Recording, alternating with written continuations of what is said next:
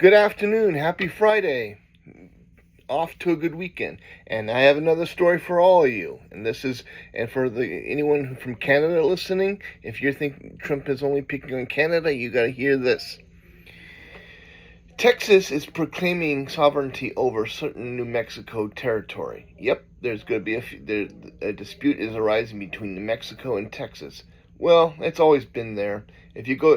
The issue is two counties, one of them being Lee County, right at the southeast border between Texas and New Mexico.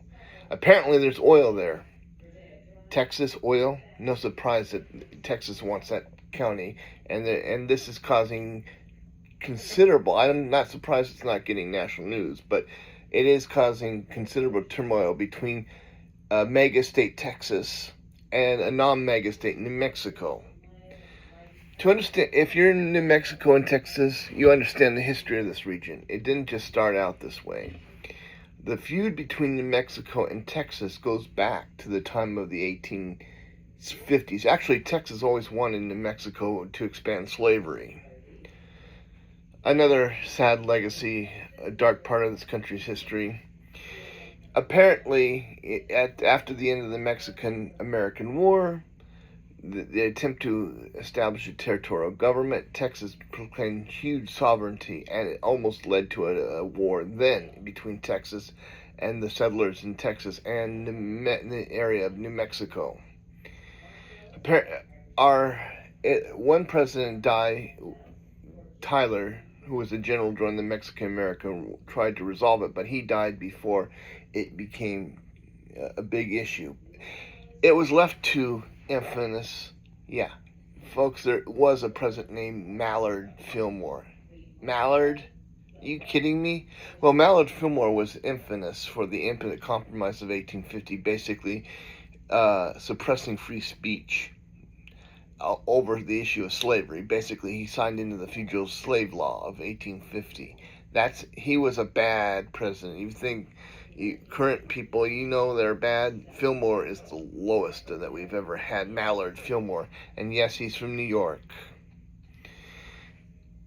Well, he basically signed an agreement to set up the New Mexico territory and to resolve the conflict. Basically, a settlement was reached during the Compromise of 1850. Not only the Fugitive Slave Law, but admitting California to the Union and giving $10 million to Texas over the land that eventually became New Mexico. Now the issue is boiling up again.